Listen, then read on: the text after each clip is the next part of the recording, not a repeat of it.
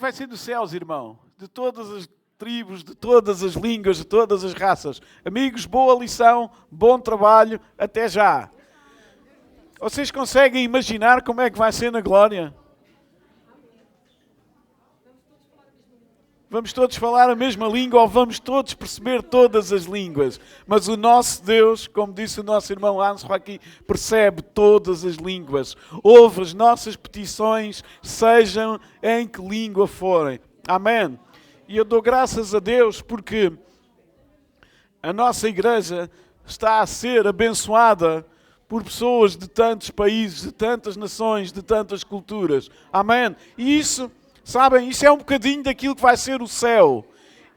Isso é um bocadinho daquilo que nós vamos experimentar quando toda a igreja estiver reunida, quando toda a igreja estiver com o Senhor. Amém.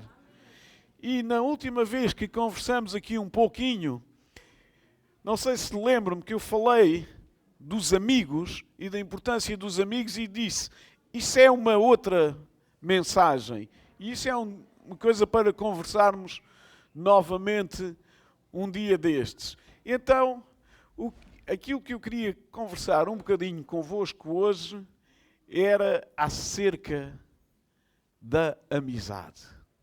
Acerca dos amigos. E queria perguntar-vos, quantos é que já ouviram uma pregação assim num culto acerca da amizade? Olha, 2 irmãos, glória a Deus. Mas é um tema que não se fala muito. E nós podemos pensar, mas será que isso tem um enquadramento bíblico? Será que a Bíblia fala acerca da amizade? Será que a Bíblia fala acerca de amigos? Sim, fala e muito. Só no Velho Testamento, no hebraico, nós temos pelo menos 7 palavras que são traduzidas por amigo ou por amizade.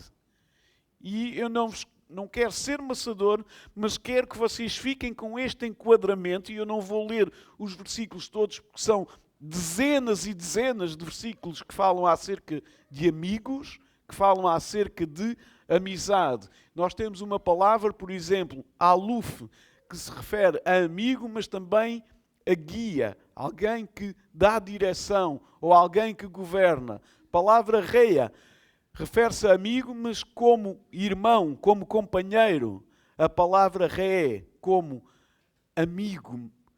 A palavra raá, como amizade, alguém a quem estamos associados e alguém que alimenta. É o termo usado muitas vezes, na maior parte das descrições, para pastor. Então, podemos perceber e tirar do texto do pastor como um amigo. Sabias esta, Alexandre?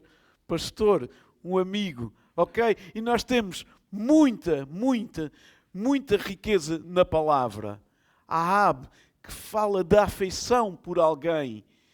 Mini, que fala em ser parte de alguém e que também é traduzido para o português como amigo.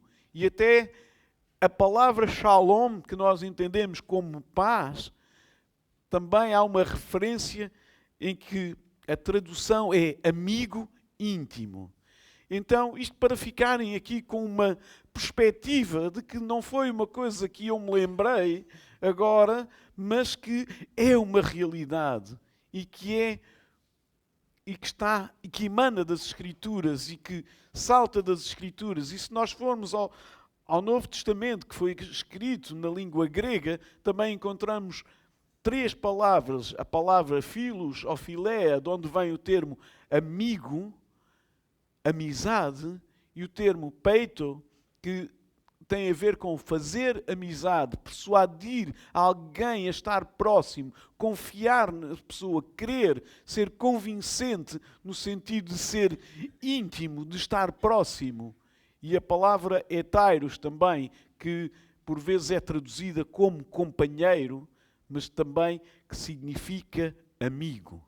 Ok? Então isto é uma breve introdução para vos explicar a relevância que as Escrituras dão a esta temática. E nós encontramos inúmeros exemplos de amizades profundas. E eu vou começar por referir aqui uma história bíblica que nós aprendemos, alguns em jovens, que é a história de Ruth e Noemi. E eu creio que toda a gente conhece esta história. Mas para quem não conhece, basicamente trata-se de uma família de pai, mãe e dois filhos homens, que devido à dificuldade que encontram no seu país, devido à fome, devido à carestia de vida, decidem emigrar para uma terra estrangeira. E lá nessa terra, aqueles dois filhos casam. E, infelizmente, eles e o seu pai, ou seja, os três homens desta história, morrem. E então ficamos com 3 viúvas. Ok? E Noemi, a sogra, portanto, a senhora mais velha, sobrevivente, decide voltar para o seu país, para um futuro que é incerto, e uma das noras, Ruth, quer quer acompanhar a volta da sua sogra, Ruth, para a sua terra. E os versículos falam-nos nisto, dão-nos a sensação que aquilo não foi uma decisão pacífica, em que Ruth diz, não, eu vou contigo para onde quer que tu fores. E Noemi diz, não, eu não tenho nada para te dar. Tu para onde vais não tens grandes expectativas. É melhor estares aqui, junto da tua família, da tua cultura, dos teus hábitos, do que ires para uma terra estranha. Vais ser uma estrangeira e sem grandes perspectivas de futuro. E esta conversa que elas têm, e passa a ler o texto no capítulo 1, nos versículos 16 e 17, disse, porém, Ruth, não me instes para que te deixes e me obrigues a não seguir-te, porque aonde quer que fores, eu irei. Aonde quer que pousares, ali pousarei eu. O teu povo é o meu povo. O teu Deus é o meu Deus. Onde quer que morreres, morrerei eu e serei aí sepultada. Faça-me o Senhor o que bem lhe aprouver, se outra coisa que não seja a morte me separar de ti. Então o que ela está a dizer é, vais para onde fores, eu vou estar contigo até que a morte nos afaste. E estas afirmações não terão sido um discurso politicamente correto, não foram afirmações de circunstância. Ruth está a falar das entranhas do seu coração, do mais profundo. Alguém que diz isto, onde tu estiveres eu vou estar, onde tu morreres eu vou morrer, o teu povo vai ser o meu povo, o teu Deus vai ser o meu Deus. Isto não foi uma coisa que ela se lembrou no momento. Isto terá sido temática de conversas entre elas durante várias vezes, durante vários serões, durante várias tardes, elas terão falado acerca destas coisas.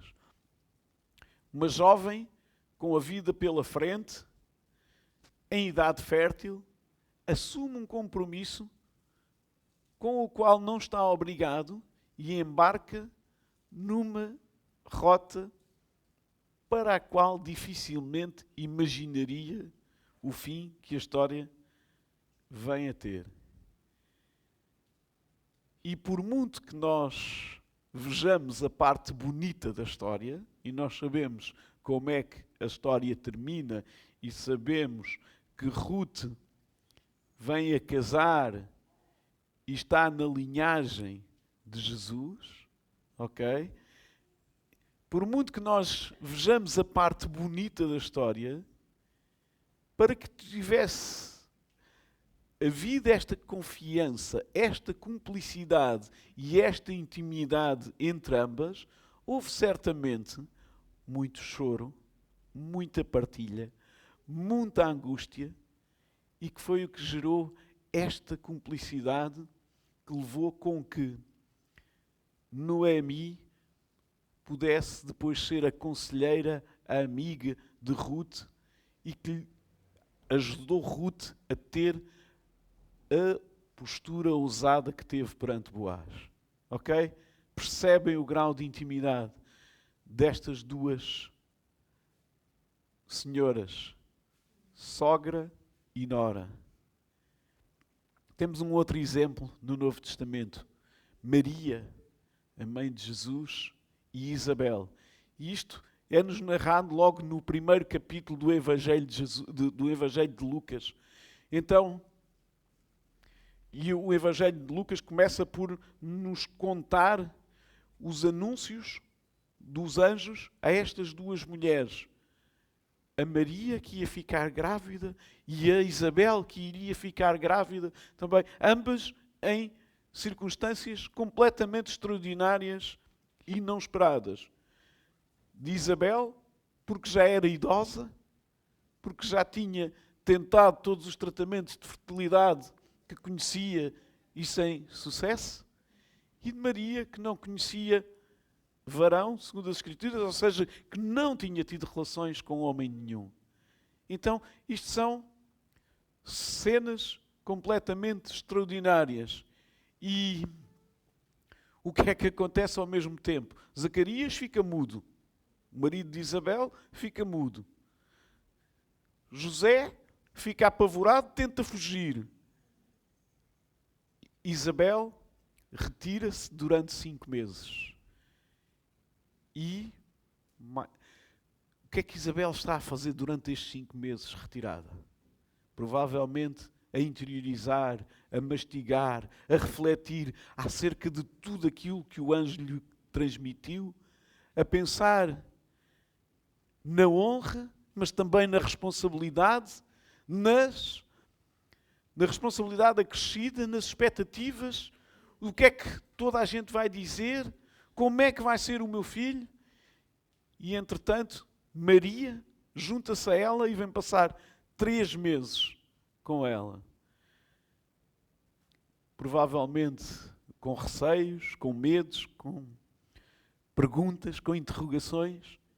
E se vocês forem ver o texto, isto está lá tudo. Estes 5 meses que Isabel está retirada, estes 3 meses que Maria vem passar com ela, tudo isto está no texto. Obviamente que não estão 3 meses de conversa. Há aquele relato inicial do primeiro encontro, não é? Que é de grande alegria, de grande euforia, mas depois, como é que duas senhoras gestantes conversam uma com a outra durante 3 meses? Que expectativas é que elas formulam em relação aos filhos? Hão de ter falado das dodotes, do mitosil, de comprar um marsúpio na Amazon. Mas também pensar, e o que é que vai ser destes rapazes? As promessas que há para a vida deles. Vai ser de vitória em vitória, de glória em glória? Ou será que eles vão passar por grandes apertos? Como é que nós pensamos, não sei se há algum casal aqui de esperanças, mas como é que nós pensamos em relação ao futuro dos nossos filhos? E quando partilhamos com os nossos amigos, o que é que nós falamos? Não é? Que conversas temos?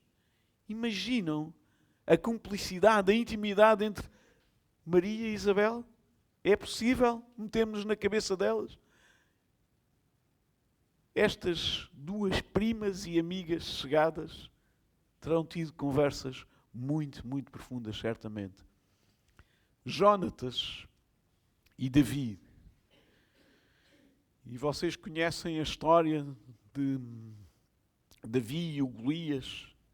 E é exatamente no final desta batalha que Jónatas, o herdeiro do trono de Israel, o sucessor, tecnicamente o sucessor de Saul, é nesta circunstância que ele e Davi se conhecem após a batalha. Porque Jónatas era mais velho do que Davi e acompanhava o pai nas batalhas. Jónatas era um militar, um guerreiro, e quando se encontram, Jónatas fica, de facto, admirado com aquela bravura de Davi e percebe que Davi é uma pessoa diferenciada porque tem unção de Deus, porque tem uma capacidade diferente das outras pessoas.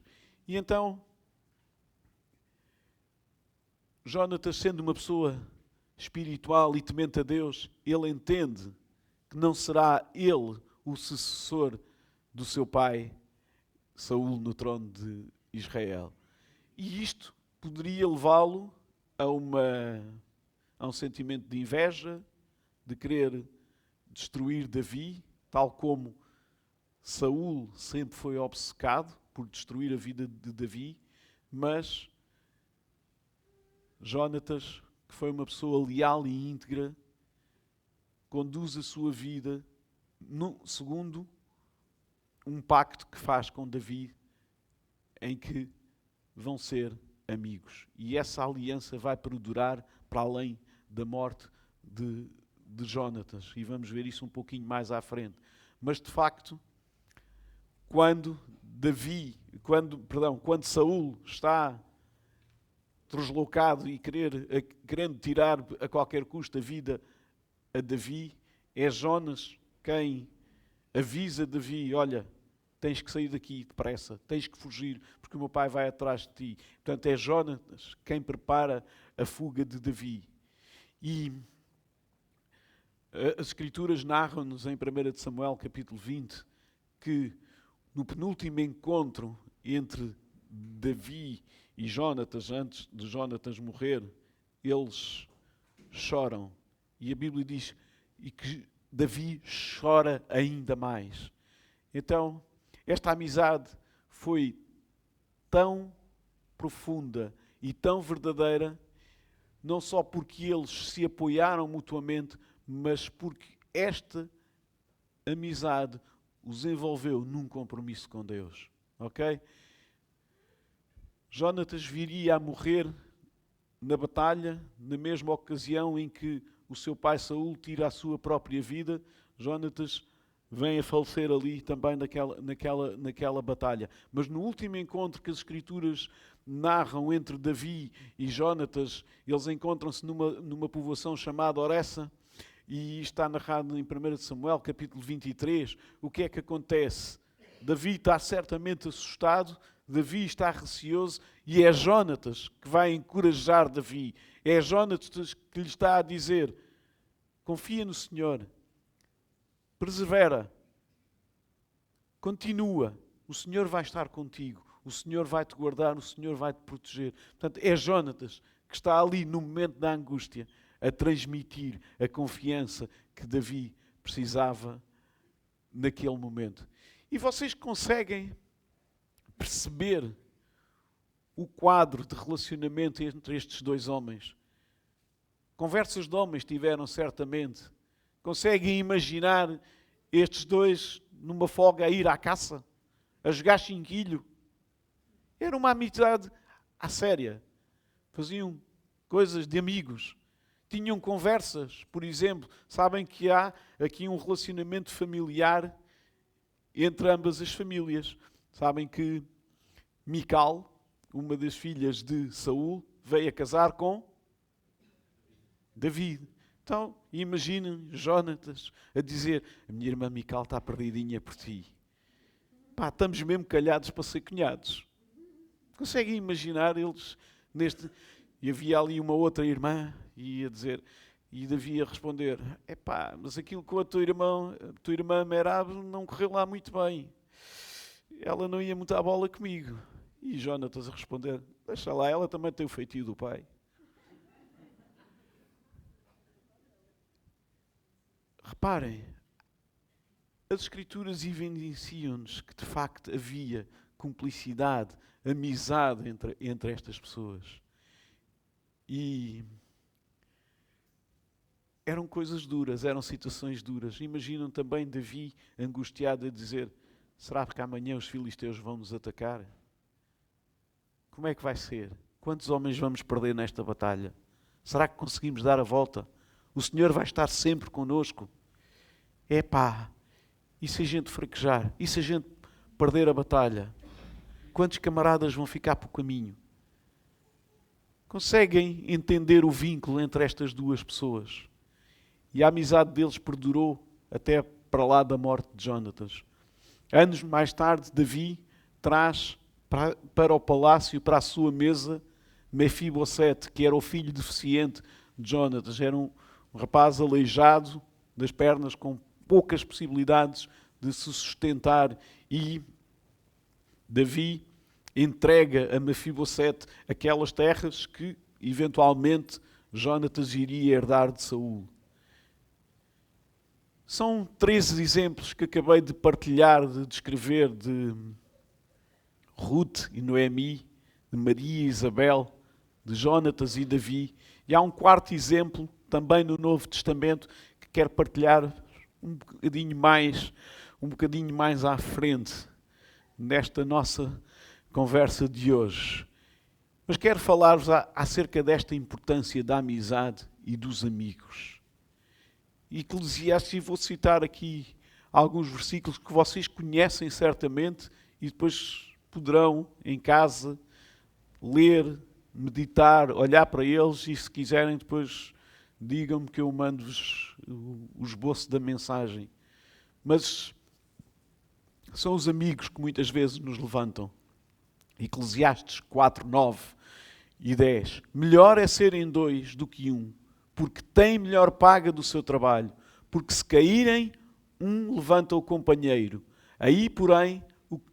Ai, porém, do que estiver só, pois caindo, não haverá quem o levante.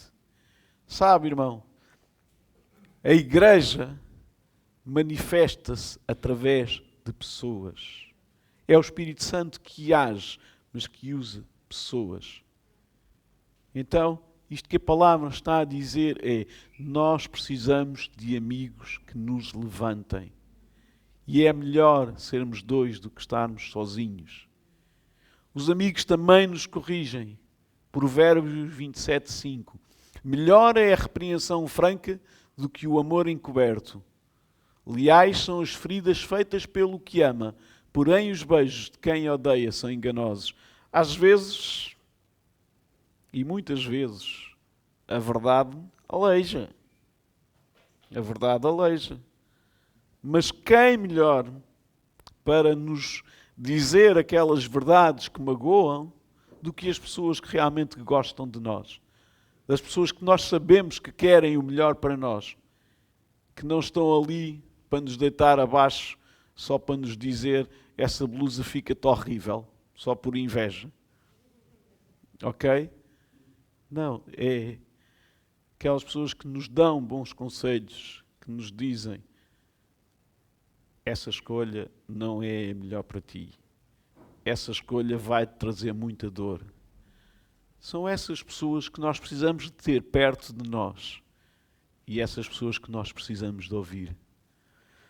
E os amigos, eles estão presentes na adversidade.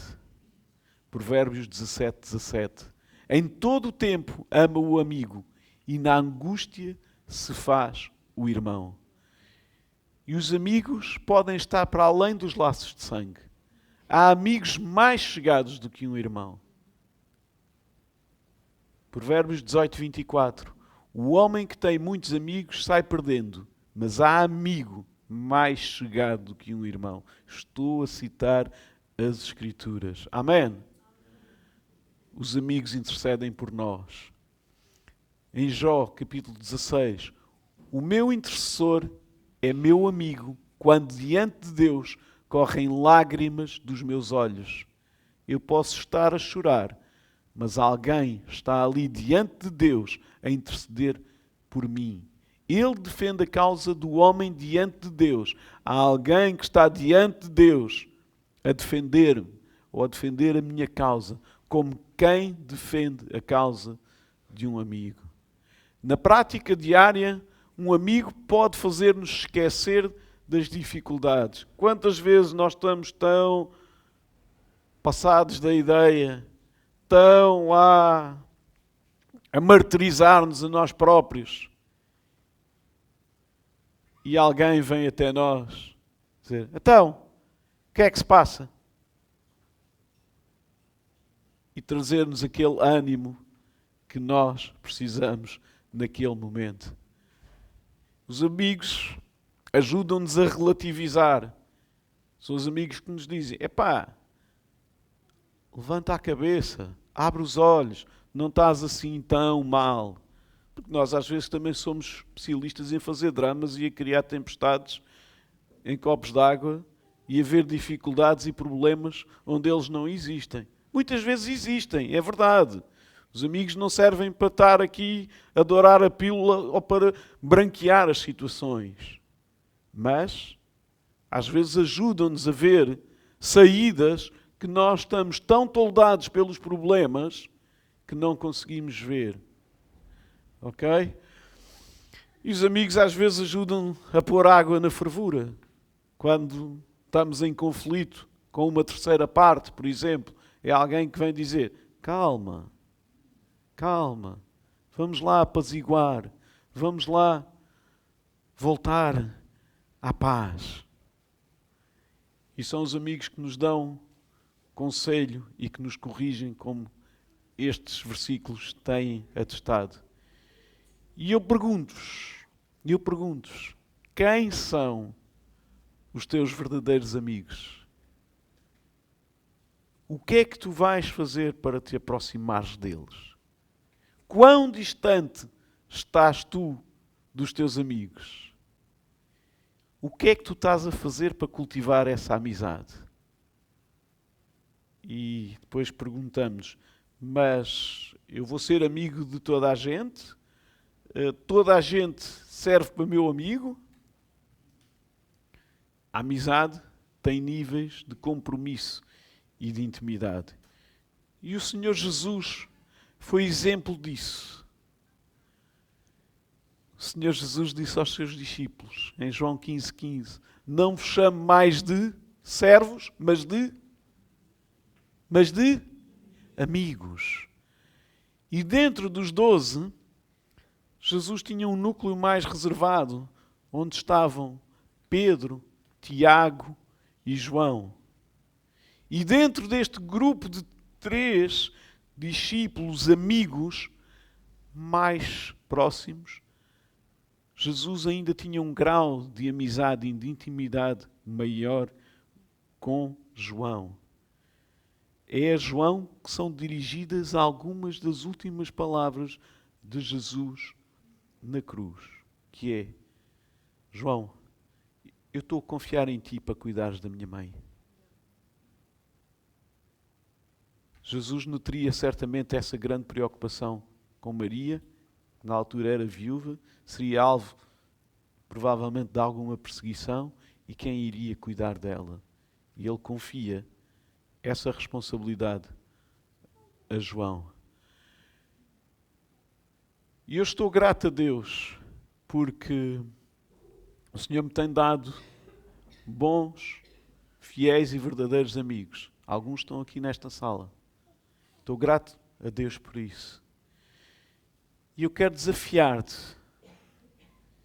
porque isto é ser igreja, isto é ser comunidade, isto é sermos irmãos.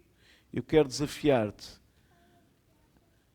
a ligares a esses teus amigos, a perguntar-lhes: como é que estás? Como é que está a correr a tua vida?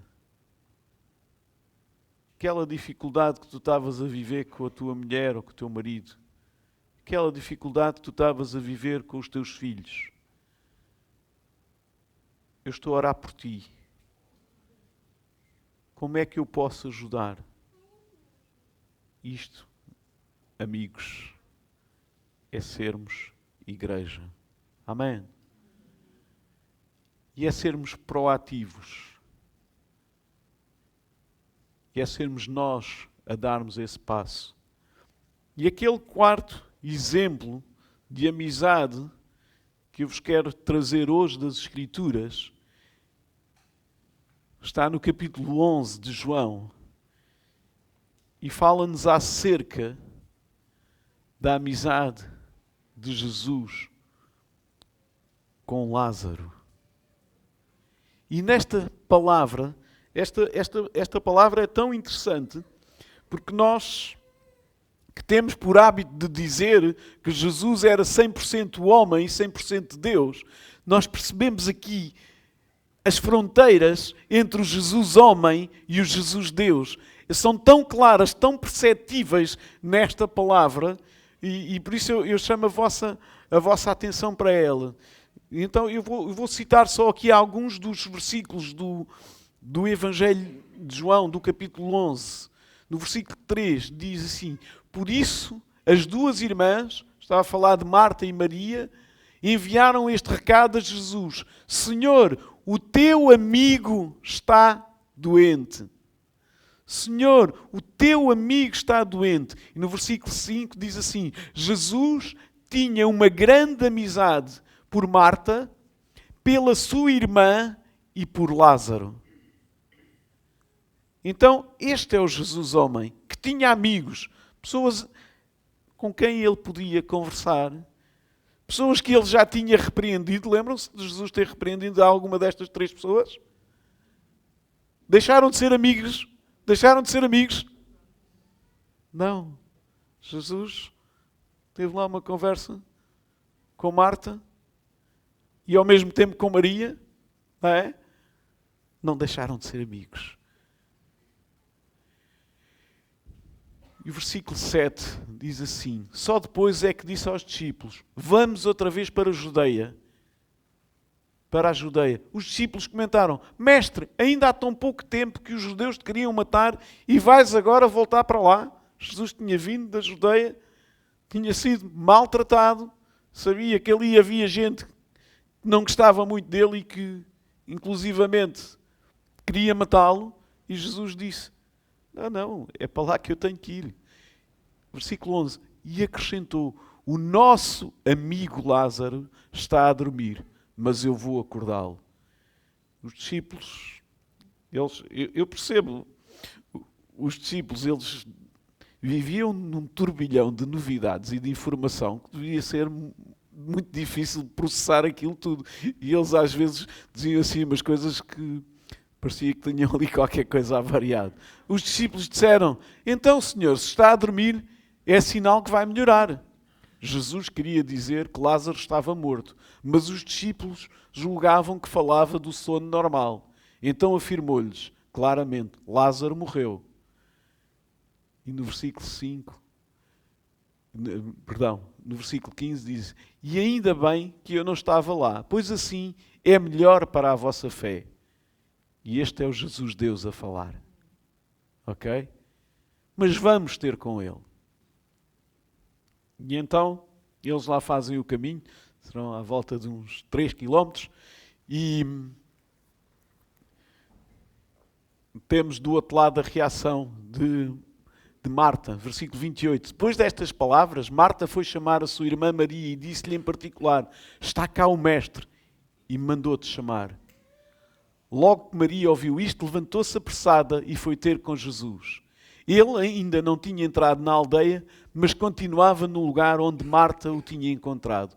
Os judeus que estavam em casa de Maria para a consolar, quando viram que ela se levantou à pressa e saíram, foram atrás dela, pois pensavam que ia à sepultura para chorar. Agora imaginem o encontro entre Maria e Jesus. Maria lançou-se-lhe aos pés. Acho que não é a primeira vez que ela tinha feito isto. Mal o viu e disse: Senhor, se cá estivesses, o meu irmão não teria morrido. Quando Jesus viu Maria a chorar, e os judeus que tinham chegado com ela a chorar também, comoveu-se muito. E este é o Jesus homem, o Jesus amigo de Marta, de Maria e de Lázaro. E ficou perturbado, porque Deus não se perturba. Reparem, este é o Jesus no seu sentimento de amigo, de humano. Depois quis saber onde é que o sepultaram, porque o Jesus Deus sabe todas as coisas. Mas esta é a vertente humana de Jesus. E responderam-lhe: Senhor, vem ver. Nesta altura, o que é que Jesus faz? Qual é a reação de Jesus? Jesus chora. Jesus chora. Jesus chorou. E no versículo 36 diz-nos: os judeus reconheceram, e é a frase: vejam como era amigo dele. Vejam como era amigo dele. E isto são as testemunhas oculares, as pessoas que estão ali a presenciar este quadro, a ver esta realidade. E no versículo 38 diz: Jesus, comovendo-se de novo, aproximou-se do túmulo. Era uma caverna e a entrada estava tapada com uma pedra. E aqui entra o Jesus Deus, que dá ordens à morte e que chama para a vida. Amém? Mas foi um amigo que foi lá. Foi um amigo que se comoveu. Foi um amigo que chorou e que proporcionou o espaço, o momento para que Deus agisse. Amém? Irmãos do grupo de louvor, por favor, subam.